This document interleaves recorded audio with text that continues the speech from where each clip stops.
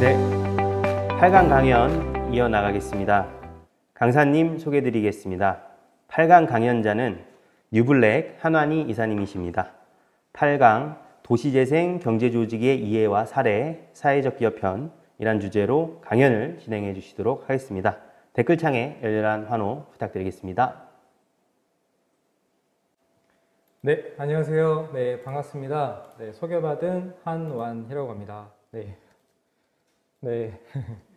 점심 오후 시간 굉장히 또 필요한 시간일 수 있는데요. 1시간 동안 여러분들이 좀 도시재생 기반에서 사회적 경제가 뭔지, 특히 사회적 기업의 어떤 역할을 할 수 있는지 그런 지점에 대해서 다양한 사례를 중심으로 좀 설명을 드릴 수 있는 시간 가져보도록 하겠습니다. 네, 이렇게 만나 뵙게 돼서 반갑고요. 저도 지금 제주에서 활동을 하고 있는데요. 저도 많은 고민이 있습니다. 제주의 지역재생, 이런 도시재생의 측면에서 어떤 것이 필요할까 이런 고민들이 있는데요. 그런 고민도 오늘 함께 나눌 수 있는 그런 시간이 되었으면 좋겠습니다. 네, 일단 제 소개 좀 간단히 드리고 내용 이어가 보도록 하겠습니다. 네, 저는 이제 창업을 주로 하는 창업가로 쭉 살아왔고요. 현재도 이제 창업가를 이제 발굴하고 육성하는 그런 일을 주로 하고 있습니다. 그래서 현재 제주에서도 창업 관련 교육들을 진행하고 있는데요. 저희 회사가 어떤 회사인지 좀 간단히 이어서 소개해드리면 저희는 창업가들의 어떤 지속 가능성의 힘을 믿고 있어요. 그래서 어떤 문제를 해결하는 데 가장 선두에 서서 어떤 변화를 만들어내는 그런 사람들이 바로 창업가라고 보고 있고, 그래서 저희는 다양한 창업가들을 발굴하고 그들과 함께 다양한 비즈니스를 이어가고 있습니다. 크게 세 가지 분야로 활동을 하고 있고요. 첫 번째로는 교육 분야. 그래서 창업에는 지금도 많은 교육이 있잖아요. 저희도 그래서 창업에 실제 필요한 교육들 중심으로 교육 사업들을 하고 있고, 두 번째로는 실제 일반적인 삶에 있어서 실제 필요한 요소들이 무엇일까? 특히 일상생활에서 사회 문제를 해결하는 측면에서 사람들에게 도움이 되는 것이 무엇일까? 이런 고민들을 하고 있고요. 끝으로 오늘 이제 말씀드릴 내용하고 연계되는 지점인데, 이제 지역의 가능성을 저희는 보고 있어요. 그리고 특히 지역의 변화에 있어서 창업가들이 그 역할을 할 수 있다. 중요한 하나의 역할을 할 수 있다라는 생각으로 로컬 비즈니스 부분도 집중해서 해 나가고 있습니다. 그래서 저희는 이제 한 곳의 회사는 아니고 로컬 비즈니스도 하고 교육도 하는 다양한 회사가 모여 있는 그런 일종의 사회혁신 그룹이라고 이해를 해주시면 감사하겠습니다. 네, 이제 오늘 제가 좀 준비했던 내용을 좀 말씀드릴 텐데요. 사실 이제 우리가 지금 줌으로 이렇게 온라인으로 하는 것처럼 많은 변화가 있잖아요. 그런 점에 있어서 로컬에도 좀 변화가 있는 것 같습니다. 예전에는 그냥 원도심 혹은 예전에는 왕성했으나 지금은 쇠퇴한 그런 지역을 주로 이렇게 다시 살리는 그런 기반의 로컬 비즈니스들이 좀 생겨났었는데요. 요새는 그런 개념을 한 단계 더 초월해서 좀 더 상권 자체가 사람이 많이 모인다기보다는 오히려 동네로 좀 집중되는 그런 모습들의 경향을 보이고 있는 것 같습니다. 그래서 라이프 스타일 역시 계속 변하고 있고, 그런 지점에서 로컬이 어떤 역할을 할 수 있을까 이런 고민을 오늘 제가 준비한 이야기를 들어보시면서 같이 고민을 해보면 좋겠습니다. 우선 첫 번째 사례로 저희가 하고 있는 그런 사례인데요. 저희는 제주에서도 활동을 하고 있고, 특히 내년에는 더더욱 그 도시재생 기반의 컨텐츠를 좀 많이 만들어내려는 고민들을 하고 있습니다. 근데 그 계획들을 할 수 있는 건 현재 저희가 하고 있는 경험이 있는데요. 그게 바로 이제 군산에서 저희가 하고 있는 로컬라이즈 군산이라는 프로젝트를 2019년부터 시작을 해서 현재까지도 계속 해오고 있습니다. 아시겠지만 군산 지역 역시 도시의 여러 가지 쇠락이 있었는데요. 특히 대규모의 그런 공장의 일자리가 사라지고 하면서 그 지역 자체에 많은 경제적 타격이 있었고, 청년들이 그 군산이라는 지역을 떠나는 그런 여러 가지 문제점이 있었습니다.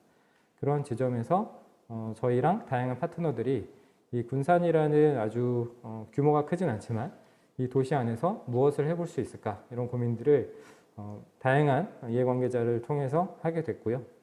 그래서 군산에서 저희가 이제 로컬라이즈 군산이라는 이름으로 일단은 지역을 변화시킬 수 있는 요소가 무엇일까라는 고민을 했고, 저희가 할 수 있는 선이 처음에 많지 않았기 때문에 일단 이 지역에서 활동하는 그 기존에 활동하셨던 분들을 좀 만나기 시작했어요. 그래서 그분들의 이야기를 많이 들었고, 그 중에서도 지방이라는 회사를 운영하는 조건능이라는 대표님이 계셨습니다. 그래서 그분이 기존의 군산의 어떤 문제들을 봤고 그 문제들을 어떻게 해결해 나가고 있는지 그런 요소들을 봤을 때 그렇다면 저희가 발견했던 거는 이런 지방 같은 회사를 오히려 많이 만들면 실제 변화가 많이 일어나지 않을까 그런 고민을 하게 됐어요. 그래서 단순히 그 뭐랄까요, 그 도시의 미관을 바꾸는 그런 개념의 도시 재생이 아니라 실제 이곳으로 사람들을 이렇게 오게 만들자. 그리고 그렇게 오게 만들기 위해선 하드웨어도 중요하지만 소프트웨어가 굉장히 중요하다. 컨텐츠가 중요하다라는 고민을 참 많이 했습니다. 그래서 쭉 보시면 지금 화면에 보이는 이런 그 다양한 브랜드가 보일 텐데요. 실제 저희가 로컬라이즈 군산을 통해서 발굴한 창업가 분들이고 이분들이 만든 브랜드예요. 그래서 군산 지역의 다양한 요소들을 활용하거나 군산 지역의 사람들이 오게끔 만드는 그런 다양한 아이템을 이제 이 기간을 통해서 창출해낸 그런 사례라고 볼 수 있고, 또 이 기업들 간의 시너지가 나는 효과들이 굉장히 많았는데요.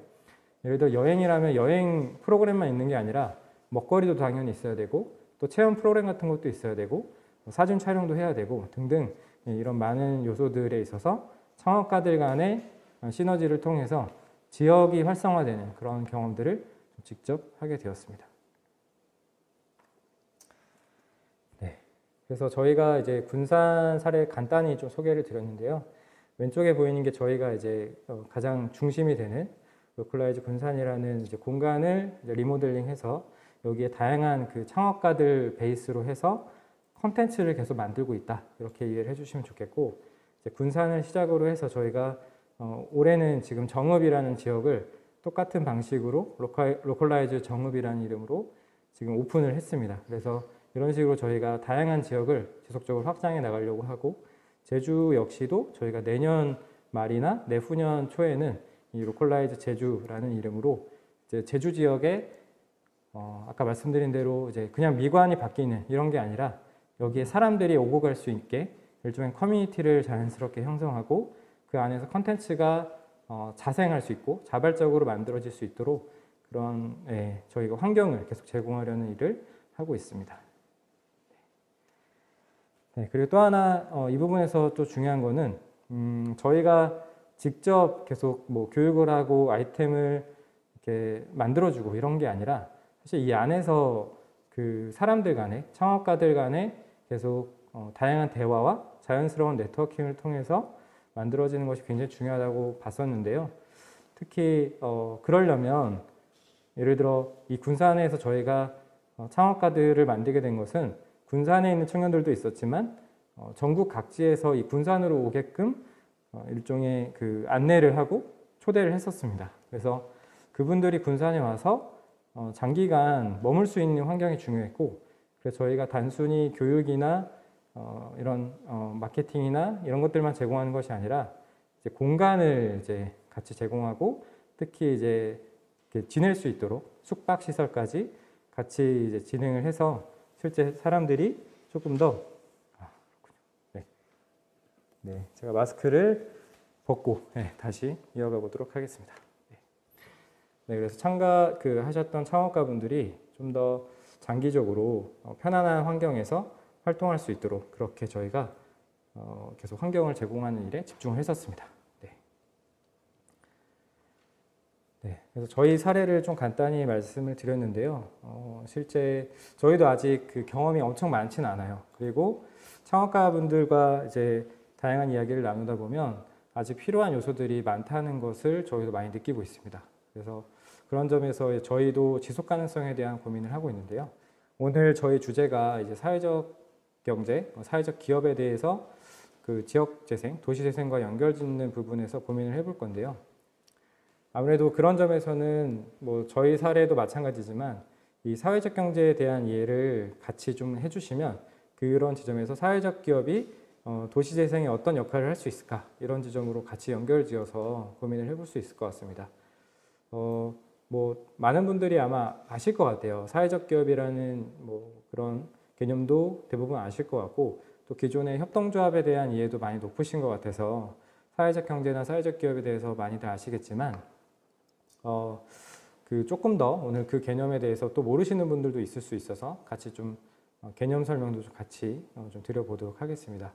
그랬을 때 저희 기업이 보통 이제 어떤 이익을 창출하면 사회공헌을 하거나 뭐 공유가치 창출이라는 이름으로 사회에 다시 환원하는 그런 활동들을 많이 해왔는데 조금 더 나아가서 지속 가능하게 문제를 해결할 수 있을까라는 지점에서 사회적 경제 개념이 생겨났고 그 안에는 사회적 기업이나 그리고 뭐 소셜벤처나 이런 기업들이 활동을 하고 있고 사회적 기업의 형태로서 협동조합, 뭐 주식회사, 유한회사 다양한 형태로 활동을 하고 있는 것을 볼 수가 있습니다.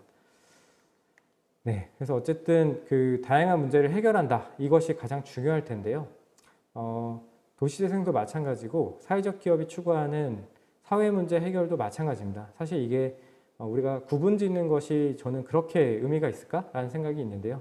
왜냐하면 도시를 재생한다는 것 그리고 사회 문제를 해결한다는 것 저는 같은 맥락의 문제 해결에 그 중심이 있다고 생각을 해요. 그리고 그걸 누군가가 주도해서 해결한다라고 했을 때 사회 문제를 해결하는 것과 내가 살고 있는 우리의 지역을 다시 활성화시키는 것과 크게 다르진 않은 것 같습니다. 그렇기 때문에 사회적 기업을 하시는 분들 중에서도 지역사회를 위해서 활동하시는 분들이 그래서 굉장히 많은 편인데요.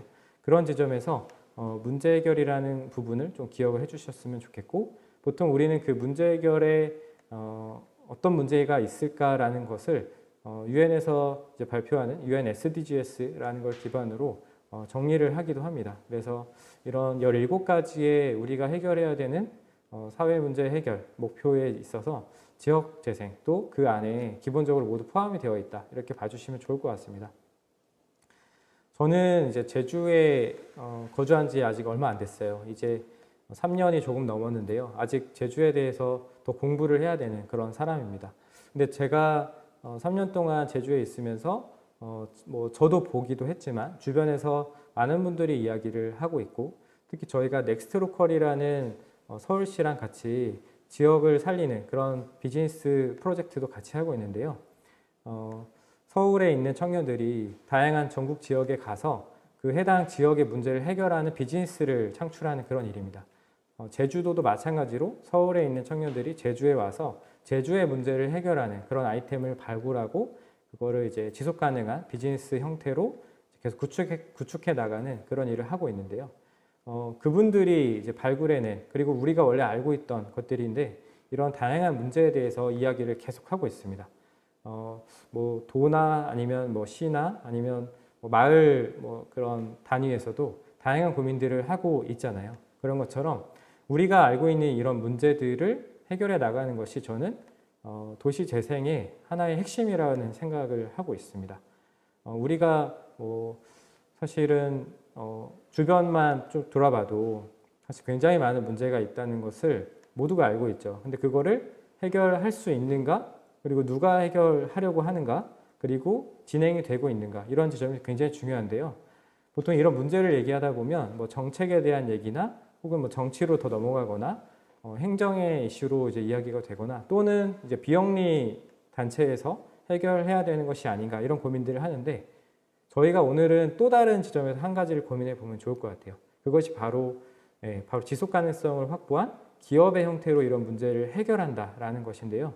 사회 문제를 그러면 기업이 어떻게 해결할 수 있을까라는 고민을 같이 해보면 좋겠습니다. 그래서 정부가 해결해야 되는 일도 당연히 중요하고 비영리 단체가 해결하는 일도 당연히 중요할 겁니다. 그것을 우리가 더 줄이자라고 갈 수는 없겠죠. 그 나름대로의 역할을 계속 하되 더 많아지고 있는 이런 사회 문제, 특히나 이런 우리 지역의 문제를 우리가 나서서 한번 해결해 볼 수는 없을까? 이런 고민을 하는 것이 아마 오늘 제가 말씀드리고자 하는 핵심이 아닐까라는 생각이 들어요. 그렇다면 어떻게 해결할 수 있을까라는 것이 굉장히 중요한데요. 그러기 위해서는 기업의 형태로 문제를 해결한다라는 것이 하나의 중요한 포인트라고 할 수 있습니다. 왜냐하면 내가 좋은 의지로, 좋은 의도로 나 혼자 혹은 주변 사람들과 뭐 봉사를 할 수도 있고 우리 지역을 위해서 어떤 활동을 할 수도 있지만 우리 모두가 알고 있잖아요. 그런 활동이 오래 지속될 수도 있지만 그 지속 가능성 요소에서 부족한 점들이 보이기 때문에 내가 바쁜 일이 생기거나 아니면 다른 이슈를 통해서 좀 참여가 어려운 경우들이 생기기도 합니다. 그렇기 때문에 오늘 제가 말씀드리고자 하는 것, 그리고 또 다른 측면에서 제안드리고자 하는 것은 우리가 기업의 형태로 조직을 해서 사회적 기업이라는 형태로 조직을 해서 우리 지역의 문제를 지속 가능하게 해결할 수 있으면 정말 그것이 진짜 해결이 아닐까라는 고민을 해보고 싶습니다. 그래서 지속 가능성의 요소는 뭐 세부적으로 따지면 굉장히 많이 있습니다. 그런 점에서 뭐 많은 것들이 있지만 세 가지만 좁혀서 얘기해 보면 바로 이제 경제적인 측면에서 당연히 이제 우리가 지속 가능하려면 어떤 경제적 이익이 생겨서 그걸로 우리가 활동을 할 수 있어야 될 것이고요. 또 그 활동을 하는 데 있어서 우리 혼자 활동하는 것이 아니라 주변에 다양한 이해관계가 당연히 존재합니다. 그래서 우리 주변의 환경을 고민해 봐야 되는 것이고 더불어 이제 우리가 사회 구성원으로서 이 안에서 어떤 변화를 만들어낼 수 있을까라는 지점에서 사회적인 고민을 또 해야 되는 지점이 있고 우리가 대표자 혼자 일하는 것이 아니기 때문에 더더욱 이런 사회 구조 측면에서의 고민이 필요합니다. 그래서 결론적으로는 지속 가능한 문제 해결이 도시 재생에 있어서 굉장히 중요한 일이고 우리는 그걸 사회적 기업의 형태로 고민해 볼 수 있다라는 것입니다. 사회적 기업을 정의하는 방향은 굉장히 많고 또 이제는 정리가 잘 되어 있습니다. 우리나라도 이제 사회적 기업 법이 생긴 지 꽤 오래됐죠. 그리고 전국에는 벌써 올해 초 기준으로 한 3,000개 넘는 그런 사회적 기업 인증을 받은 곳들이 활동을 하고 있고 예비 사회적 기업이나 소셜벤처라는 이름으로 활동하는 곳들까지 포함하면 훨씬 더 많은 약 5,000개 이상의 그런 사회적 경제 기업들이 전국 단위에서 활동을 하고 있는데요. 이런 사회적 기업이 더더욱 많아지는 이유는 우리가 오늘 도시재생에 있어서도 사회적 기업의 역할이 중요할 수 있다는 이 가설처럼 실제 이런 사회 문제를 해결하는 데 가장 앞장설 수 있고 지속 가능하게 해결할 수 있다는 점에서 매우 중요한 하나의 조직의 형태라고 좀 볼 수 있을 것 같습니다. 사회적 기업의 개념을 한 번 더 정리하고 좀 넘어가려고 하는데요. 사회적 기업은 비영리 기관이 갖고 있었던 사회가치 창출이라는 핵심 요소와 그리고 기존에 우리가 흔히 회사, 기업이라고 부르는 그 경제적 이윤 추구를 하는 그런 기업의 중간 교집합이라고 이해를 하시면 가장 쉽게 이해할 수 있는 부분일 것 같습니다. 그래서 사회 문제를 해결하면서 이윤 추구를 하는 그런 기업의 형태를 사회적 기업이라고 다시 한번 좀 정리해서 전달을 드리겠습니다.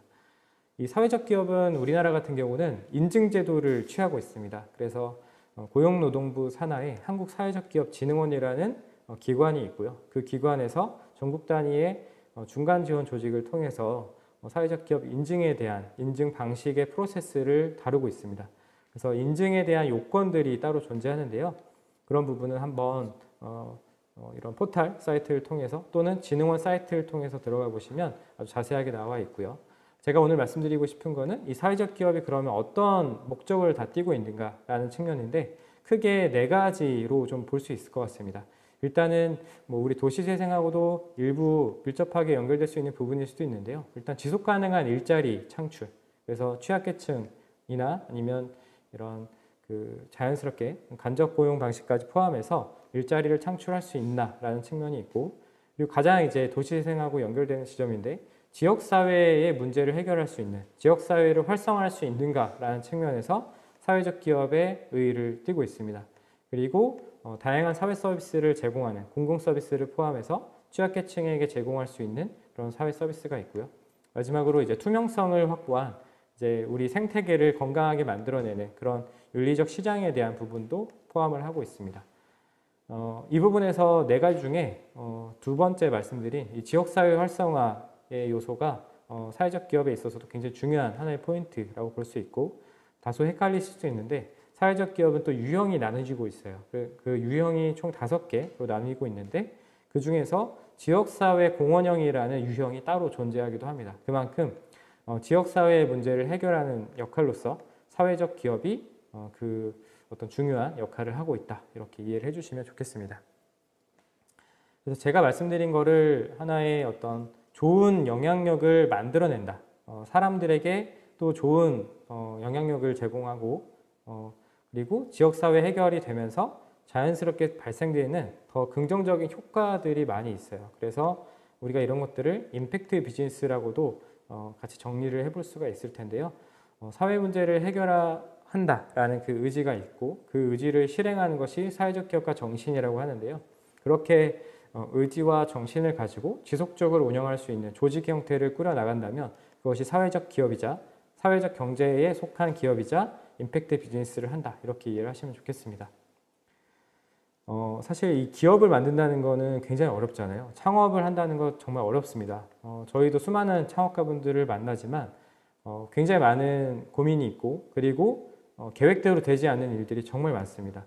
그래서 뭐 많은 분들이 또 아시겠지만 3년 이내에 폐업을 하는 그 폐업 비율이 굉장히 높습니다. 굉장히 많은 분들이 실패를 경험하게 되는데요. 우리가 좀 더 객관적으로 왜 실패하는가를 좀 들여다볼 필요가 있습니다.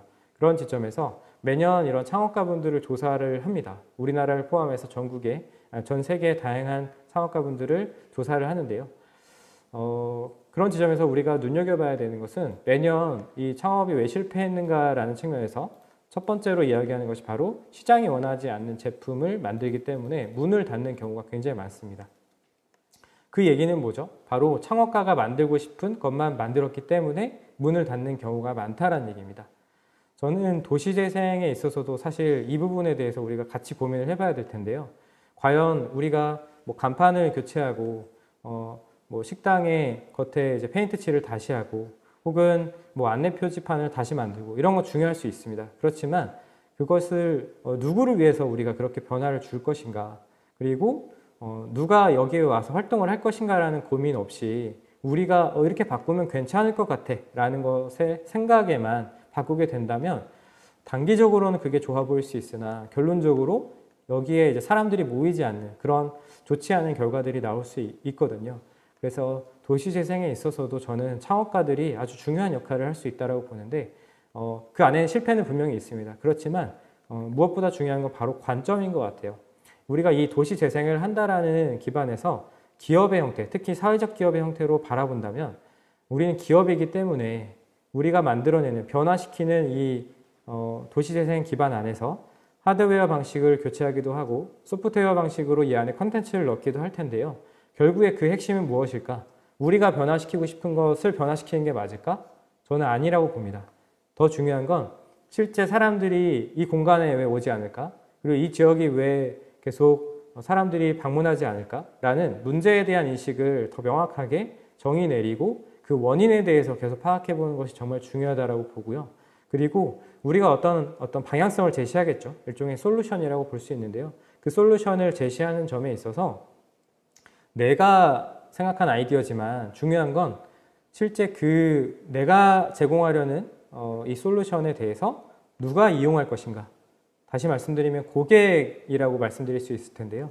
우리가 도시재생을 통해서 변화시키고자 했을 때 변화시킨 것에 대해서 누가 이용할 것인가, 누가 우리 공간을 방문해서 돈을 지불할 것인가, 그리고 우리 공간을 방문한 다음에 그들은 어디로 이동할 것인가, 우리가 어떤 프로그램을 제공한다고 했을 때 누가 어떻게 이용할 것인가, 이런 철저하게 고객 기반에서 도시재생에 대한 기획과 그리고 우리가 기업의 형태로 아이템을 만들어 간다고 했을 때 그 지속 가능성의 구조나 이런 것들을 충분히 고민할 수 있어야 우리가 지속 가능성을 기반으로 우리가 변화시키려고 하는 그 지역 혹은 그 공간 혹은 그 프로그램에 대해서 지속적으로 운영할 수 있고요. 더 나아가서 확장할 수 있지 않을까 그런 고민을 해보게 됩니다.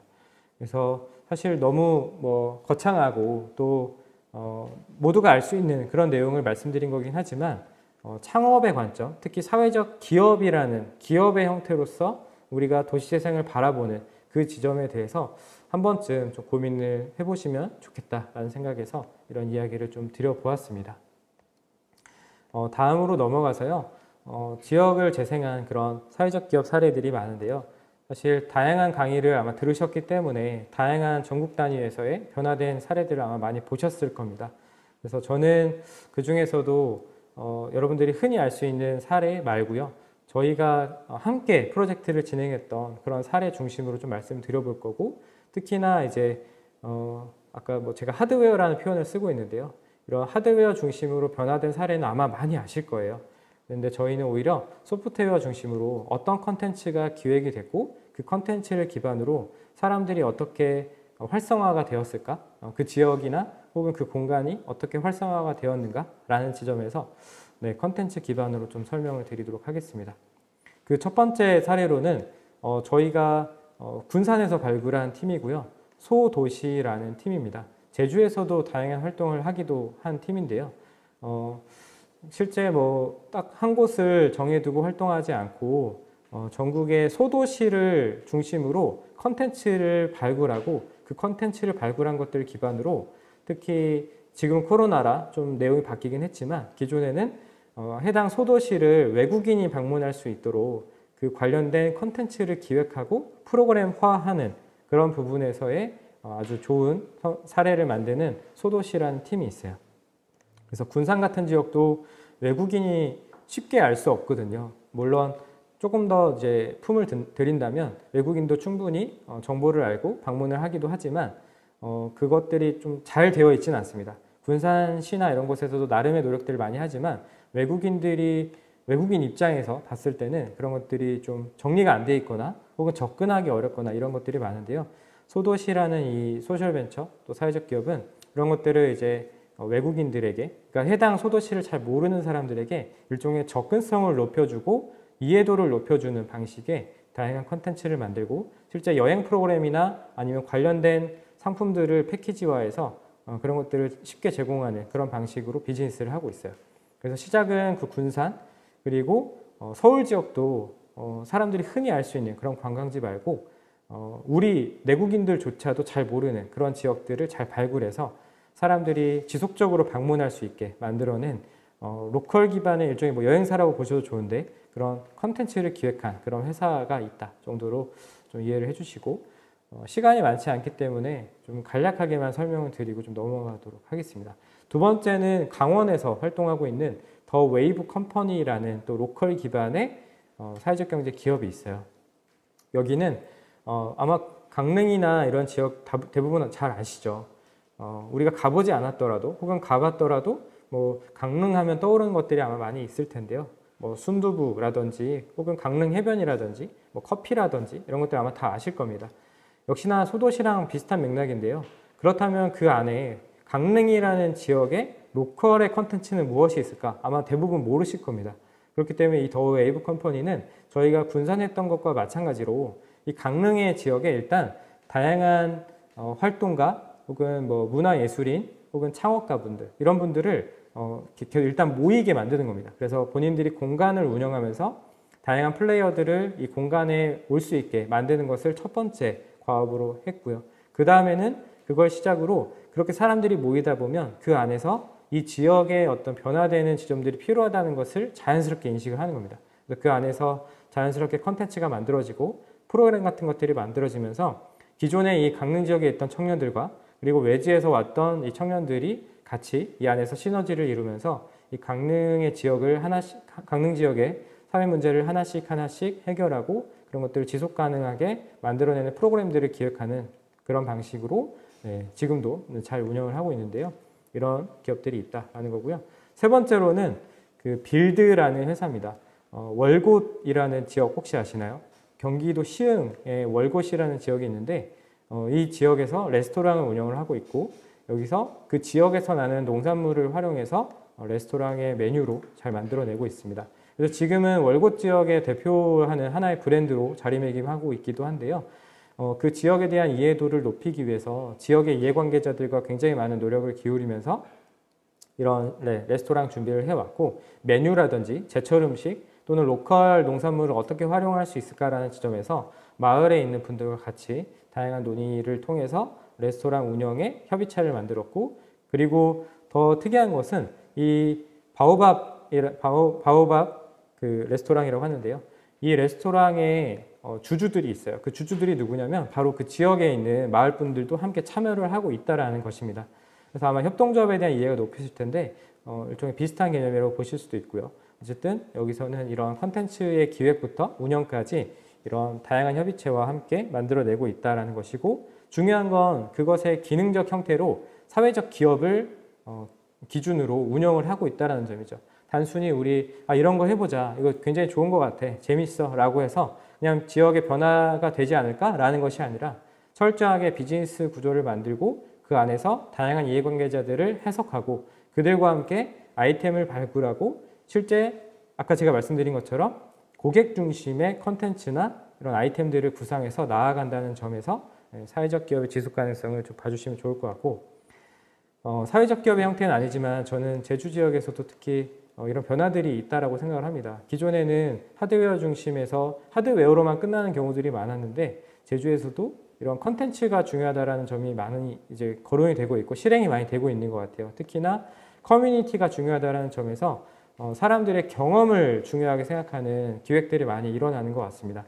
단순히 그 공간에 가서 공간을 보고 끝나는 것이 아니라 그 공간에서 누가 어떤 경험을 하게 만들 것인가라는 지점에서 그 안에 어떤 제품 하나를 보고 우리가 평가할 것이 아니라 사람들이 거기를 왜 오고 그리고 그곳에 가서 어떤 경험을 하고 그리고 그 경험을 하고 나서 또 다른 사람들에게 어떤 경험을 나누어 주는가라는 측면에서 경험의 중요성에 대해서 우리가 도시 재생의 하나의 큰 요소라고 기억을 해주셨으면 좋겠고요. 그래서 예전과 다르게 이제는 지속 가능한 지역의 변화라는 지점에서 사회적 기업 역시 굉장히 많아지고 있고, 그다음에 그것을 이제 국토교통형 예비 사회적 기업 혹은 사회적 기업으로 이제 인정을 하고 있고, 2019년 기준만 해도 43개고요. 매년 50개 정도의 사회적 기업들이 이런 인증을 받고 활동을 하고 있습니다. 그만큼 전국 단위에서 이런 지역의 문제, 그리고 지역의 청년의 문제, 지역의 어떤 환경 문제, 지역의 일자리 문제, 지역의 시니어분들의 어떤 여러 가지 문제에 대해서 많은 고민들을 하고 있고 그것들을 해결해 나가는데 사회적 기업이 중요한 역할을 계속해 나가고 있다. 이렇게 봐주시면 좋을 것 같습니다. 저희가 좀 관계되는 회사 3곳 설명드렸고 경험이 중요하다 이야기를 드렸는데요.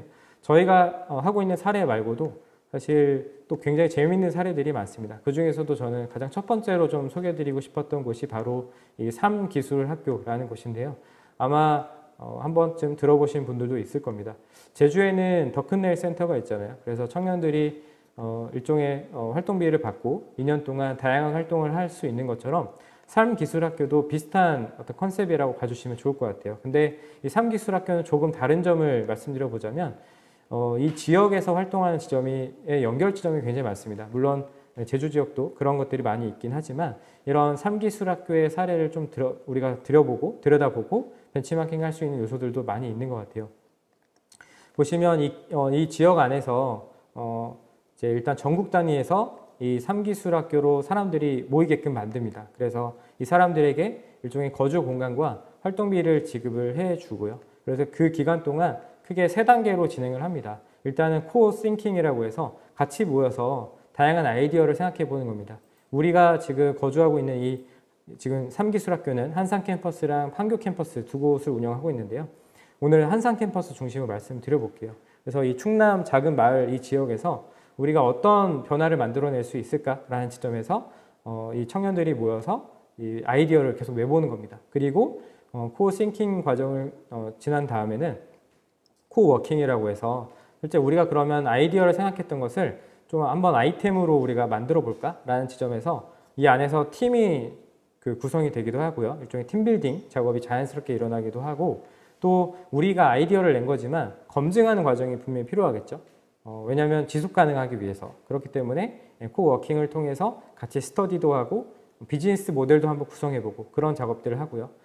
그것이 좀 더 나아갔을 때 이제 코 액팅이라고 해서 실제 실행으로 더 옮기는 겁니다. 그래서 처음에 아이디어 내고 비즈니스를 구상해보고 그 다음에 실제 사업화 단계로 넘어가고요.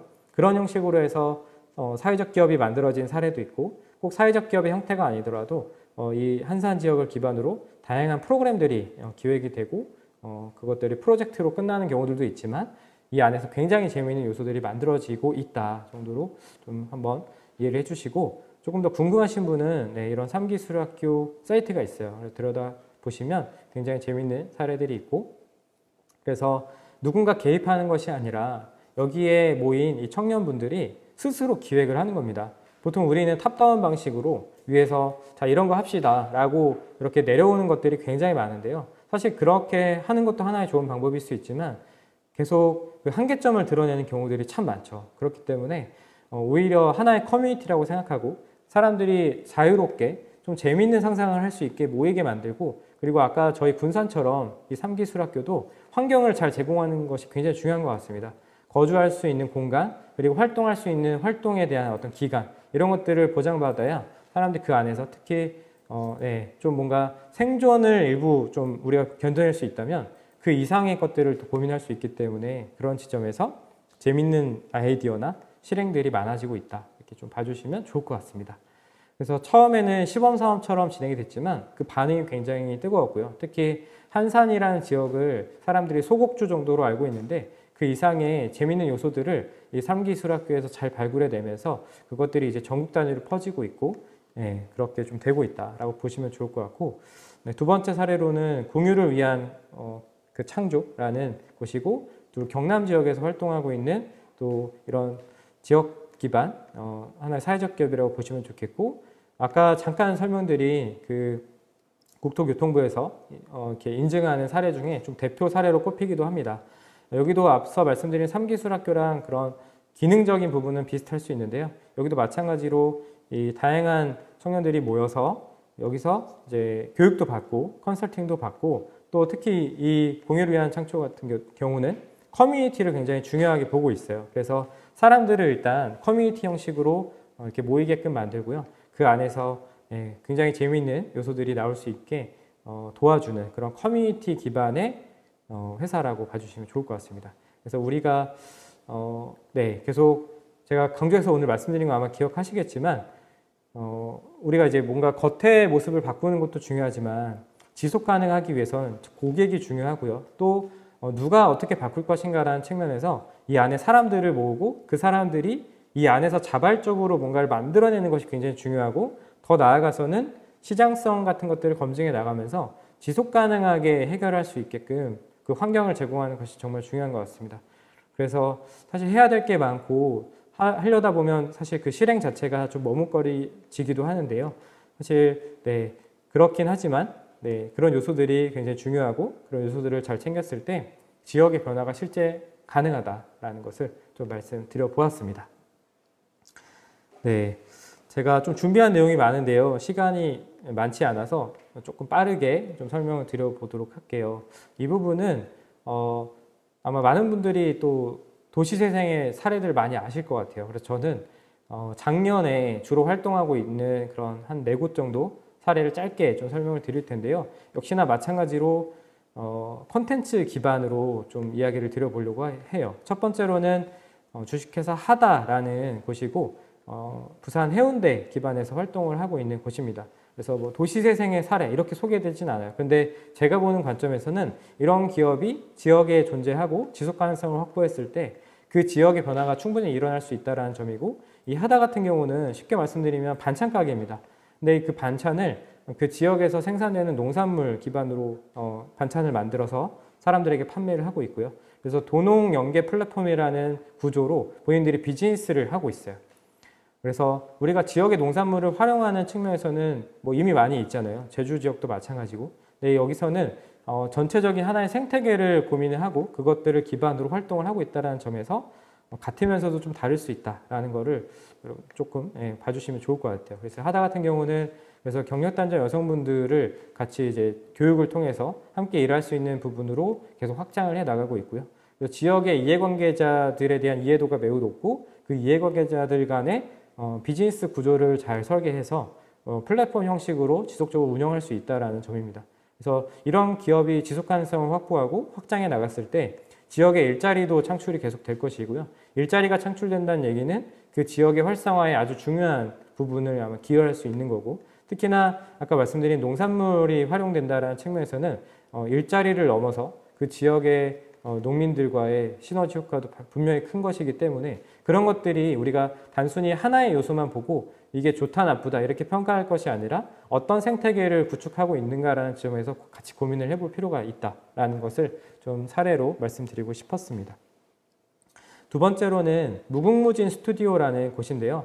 주로 이제 서울에서 활동하는 곳이긴 합니다. 근데 작년부터는 이제 지역에 특히나 소외된 그런 마을 지역으로 주로 내려가서요. 여기 어떤 걸 하고 있냐면 특히 이제 그 지역의 학교를 방문을 하고 있어요. 그래서 그 학교에 방문해서 아이들이 어떤 이야기를 하고 싶은지를 발굴해내는 겁니다. 단순 교육 이런 개념이 아니라 그 지역에 가서 아이들이 문화예술 기반에서 어떤 것들을 하고 싶은지 그리고 그걸 기반으로 어떤 마을의 이야기들을 하고 싶은지를 끄집어내는 거예요. 그래서 뭐 아티스트 분들을 섭외해서 같이 마을로 내려갑니다. 그래서 아이들한테 노래도 가르쳐주고 같이 랩을 하기도 하고요. 그래서 아이들의 창작할 수 있는 교육을 기반적으로 하는데 그 안에서 아이들이 실제 하고 싶었던 우리의 이야기, 마을의 이야기 이런 것들을 컨텐츠 형식으로 자연스럽게 이야기를 하게 되고요. 이런 것들을 기반으로 이것들이 실제 노래로 만들어지거나 아니면 책으로 만들어지거나 이런 식으로 마을의 컨텐츠가 담기게 되는 그런 하나의 사례라고 보시면 될 것 같습니다. 그래서 올해도 그리고 내년에도 소외된 그런 마을 지역으로 내려가서 사람들의 이야기를 담는다 정도로 아마 이해를 해주시면 좋을 것 같고요. 그 다음으로는 이제 All About이라는 곳이고요. 여기는 이제 로컬 크리에이터 그룹이라고 보시면 좋을 것 같아요. 여기는 사실 하나의 어떤 아이템을 갖고 있는 것이 아니라 계속해서 아카이빙을 기반으로 어떤 특정 마을 혹은 지역의 이야기를 계속 담아내고 있습니다. 그래서 그런 것들을 국한된 어떤 하나의 기능으로 하려는 것이 아니라 그 지역에 맞춰서 계속 맞춤형 방식으로 기록하고 그 지역에 맞는 방식으로 게임으로 만들어내거나 아니면 기록하는 형식으로 그냥 아카이빙 자료를 만들거나 등등 다양한 컨텐츠를 직접 그 마을에 맞춰서 기획하고 발굴해내고 그것들을 이제 하나의 산출물로 만들어내고 있다라는 걸로 봐주시면 좋겠고, 마지막으로 이제 공주 지역에서 활동하고 있는 퍼즐랩이라는 곳인데요. 공주 지역도 지금 도시재생 기반에서 굉장히 이런 표현이 적절할지 모르겠는데요. 굉장히 좀 핫한 또 곳입니다. 그래서 부연화 공주 기반에서 사람들이 부연화 공주는 백제 그런 문화유산이 많이 남아있는 곳 이렇게 기억하기도 하고 공주 밤이라든지 이런 것들을 쉽게 이제 지역 특산물 같은 것들 잘 아실 텐데요. 더 나아가서는 이 안에 또 굉장히 재미있는 마을들이 있고 그 마을 안에 이야기들이 또 숨겨져 있죠. 그리고 전통 가옥 같은 것들도 많이 남아있고 그래서 지금 공주나 부여에서도 이런 많은 변화들이 있는데요. 이 퍼즐랩 같은 경우도 이 오래된 한옥을 이제 본인들이 리모델링 하는 것이 일단 첫 번째였고 더 나아가서는 마을에 있는 분들, 특히 마을에 있는 청년들을 이 안에서 프로젝트를 할 수 있게 계속 그 가능성을 열어주고 있다라는 점에서 이 안에서 그냥 겉에 보이는 이 일종의 숙소만 그 기능으로 끝나는 것이 아니라 이 안에서 다양한 컨텐츠가 또 자생적으로 만들어지고 있다라는 점에서 퍼즐랩 같은 경우도 전달을 드리고 싶었고요. 짧게 좀 해외 사례만 좀 말씀드리면 사회적 기업의 형태는 우리나라만 인증 제도를 취하고 있기 때문에 해외 사회적 기업 사례라고 말씀드리긴 다소 어렵고 그냥 어떠한 변화들이 있었는가 정도로만 오늘 이제 제가 컨텐츠를 좀 아마 중심으로 계속 말씀을 드리고 있는 것 같은데 그런 기반에서 좀 말씀을 드릴게요. 일단 스페인 같은 경우도 그 그라나다라고 아마 들어보셨는지 모르겠어요. 그라나다라는 그 지역이 있습니다. 근데 청년 실업률이 굉장히 심각합니다. 어느 정도냐면 한 실업률이 제가 정확한 수치는 아닐 수 있는데요. 한 36% 정도의 실업률을 보이고 있어요. 그러니까 청년이 한 10명이 있다면 한 3, 4명이 실업 상태인 거죠. 그런 정도로 굉장히 심각한 그런 지역인데요.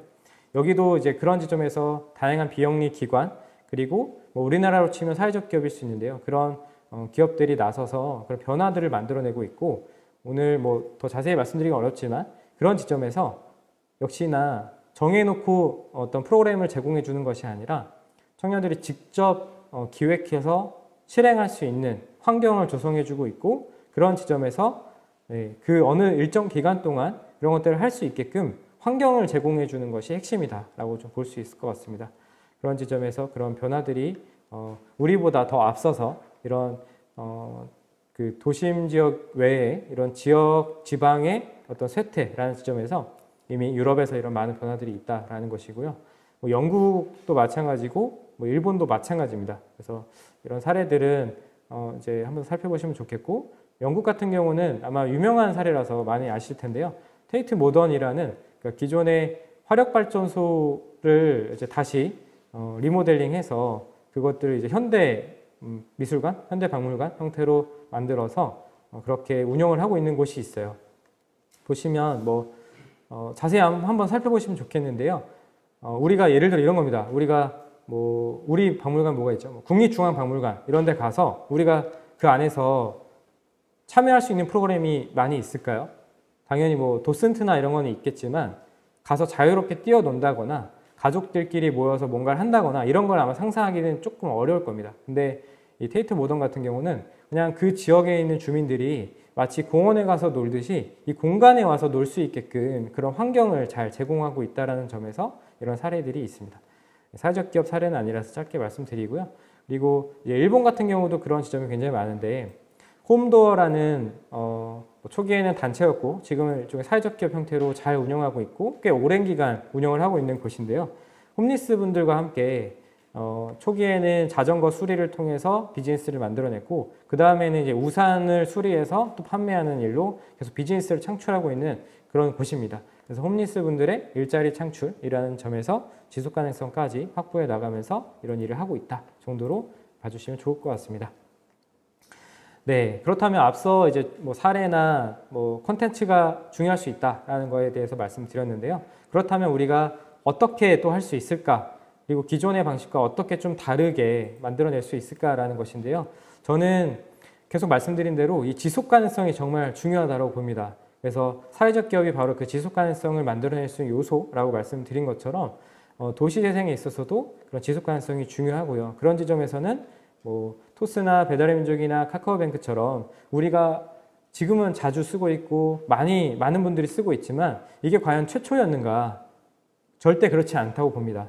기존에 우리가 써왔던 것인데 약간의 다른 기존에 우리가 불편했던 점을 일부만 개선해준 그리고 그걸 통해서 우리가 실제 더 이게 새로울 수 있다 혹은 더 편리하다라는 가치를 느낀 그런 개념이라고 봐주시면 좋을 것 같아요. 그래서 이 도시재생도 마찬가지라고 보는데요. 뭔가 새로운 걸 우리가 창출해낸다 이런 개념보다는 기존에 우리가 해왔던 솔루션 방식이나 아니면 우리가 이미 알고 있던 것들 혹은 이용해왔던 것들인데 그 안에서 약간의 다른 점들, 약간의 차별성을 고민하다 보면 그 안에 분명히 어떤 요소들, 더 개선을 시킬 수 있는 요소들을 발견할 수 있을 것입니다. 그래서 우리가 사회 문제를 바라보고 그 사회 문제에 대한 관점을 잘 갖는 것이 굉장히 중요한데요. 그랬을 때 우리 지역의 문제를 우리가 잘 알고 있기 때문에 그 안에서 약간 이렇게 바꾸면 그것이 더 나아질 수 있지 않을까라는 점에서 그 고민을 함께 해봤으면 좋겠습니다. 그래서 우리는 우리의 지속 가능성을 확보하려면 지역의 어떤 문제의 원인을 우리가 어떻게 해결할 수 있을까 이 고민을 지속 가능성 차원에서 고민을 해봤으면 좋겠고요. 그거를 오늘 쭉 말씀드린 상세히 말씀드리지 못해 죄송하지만 이 사회적 기업의 형태로서 지속 가능하게 우리가 만들어낼 수 있다라는 점에서 이 소셜 임팩트라는 지점 좀 고민을 해보시면 좋겠습니다. 마지막으로 이해관계자가 굉장히 중요할 수 있다. 이 부분 말씀드리고 마무리할 텐데요. 지역을 잘 이해해야 하는 것이 저는 정말 중요하다고 봅니다. 왜냐하면 우리가 지속 가능성을 확보하기 위해서는 이 이해관계자가 굉장히 중요할 텐데요. 이해관계자를 고민할 때는 우리가 창업을 한다고 했을 때 그 떡을 보통 돌리잖아요. 우리가 떡을 돌릴 사람들이 누구인가 정도로 이해관계자들을 생각해 보시면 좋겠고 이 이해관계자를 잘 이해하고 그들을 만나고 그들의 만남을 통해서 우리가 생각했던 아이템이 실제 지속 가능한지 이런 부분들을 고민해 보면 좋겠습니다. 그래서 이해관계자들을 잘 알고 분석하고 그들 안에서 우리가 누구를 만나야 될지 그리고 그들을 만남을 통해서 어떤 변화들을 만들어내야 될지 이런 것들을 봤으면 좋겠고요. 저희가 넥스트로컬이라는 사업을 한다라고 말씀드렸는데 논산에서 주민들에게 사랑받는 공공 캐릭터를 만들려고 하는 팀이 있어요. 그래서 도트비라는 곳인데요. 실제 이해관계자들을 굉장히 많이 만났던 이런 사례가 있습니다. 그랬을 때 우리가 그런 것까지 해야 돼? 아니면 내가 알고 있던 것이야 라고 생각할 수 있지만 실제 이런 노력들을 해야 실제 내가 하려는 아이템의 가능성을 확보할 수 있다는 것입니다. 두 번째 리빙 포레스트라는 경우도 마찬가지인데요. 하동 지역에서 여행 프로그램을 기획해서 운영하는 회사예요. 사회적 기업 형태고요. 그랬을 때 역시나 같은 개념으로 우리가 실제 어떤 사람들이 어떤 생각을 하고 있고 우리가 이 아이템을 하려고 할 때 이 지역에 누가 있는가 그리고 그들과의 관계가 어떻게 돼야 될 것인가 라는 점에서 장소도 계속 조사를 해야 되고 그 지역에서 만난 주민들과의 이야기도 정말 중요할 수 있다라는 점에서 사회적 기업의 이런 비즈니스 구조를 만들기 위해서는 특히 이제 도시재생 기반의 지속 가능한 비즈니스를 만들기 위해서는 이해관계가 굉장히 중요하다. 네, 그래서 이런 6가지 형태로 고민을 해볼 수가 있을 것입니다. 네. 제가 시간이 많지 않아서 오늘은 여기까지 좀 말씀을 드리려고 하고요. 사실 마지막 단에서 실행이 정말 중요한데요. 결국에 누가 어떻게 해 나갈 수 있는가, 어떤 위기나 리스크가 있더라도 어떻게 지속적으로 만들어 갈 수 있을까라는 점이 마지막으로 제일 중요한 것 같습니다. 그랬을 때 저는 이런 기업가 정신이 도시 재생에도 굉장히 중요할 수 있다고 보고요. 단순히 그냥 6개월, 1년 이렇게 하고 끝날 것이 아니잖아요. 왜냐하면 사람들이 계속 유입이 될 것이고 우리는 그 안에서 비즈니스를 통해서 지속 가능성을 확보해야 될 텐데 그런 지점에서 누가 어떻게 헤쳐나갈 수 있을까? 위기는 계속 오잖아요. 그리고 이해관계자들을 설득시키다 보면 굉장히 힘들죠. 그렇기 때문에 그런 것들을 우리가 어떻게 하면 더 헤쳐나갈 수 있을까라는 점에서 기업가 정신이라는 것도 매우 중요하다라는 것으로 마무리를 해보도록 하겠습니다. 그래서 여러분 우리가 지역을 바꾸는 데 있어서는 그걸 하나의 사회 문제라고 봐주시면 좋겠고 내가 해결할 수 있을까? 내가 어떻게 해결할 수 있을까? 이걸 지속 가능하게 해결할 수 있을까라는 고민을 함께 해봤으면 좋겠습니다. 네, 긴 시간 경청해 주셔서 감사합니다. 고맙습니다. 네, 좋은 강의 감사드립니다. 지금도 일단은 댓글창에 질문은 없습니다. 다들 강의를 아주 쏙쏙 이해를 하신 것 같습니다. 제가 정리를 해보자면 일단 앞선 강의에서는 사회적 경제 조직, 그 중에서는 마을관리협동조합의 경험과 노하우에 대해서 알 수 있었는데요. 이번 강연에서는 다양한 국내외 사례들을 통해서 사회적 경제 조직의 의미와 방향성에 대해서 알 수 있는 시간이 아니었나 생각됩니다. 소개해 주신 사례들이 앞으로 이제 저희 교육생분들이 도시재생 예비사업을 추진함에 있어서 좋은 참고자료가 될 수 있을 거라고 생각이 됩니다.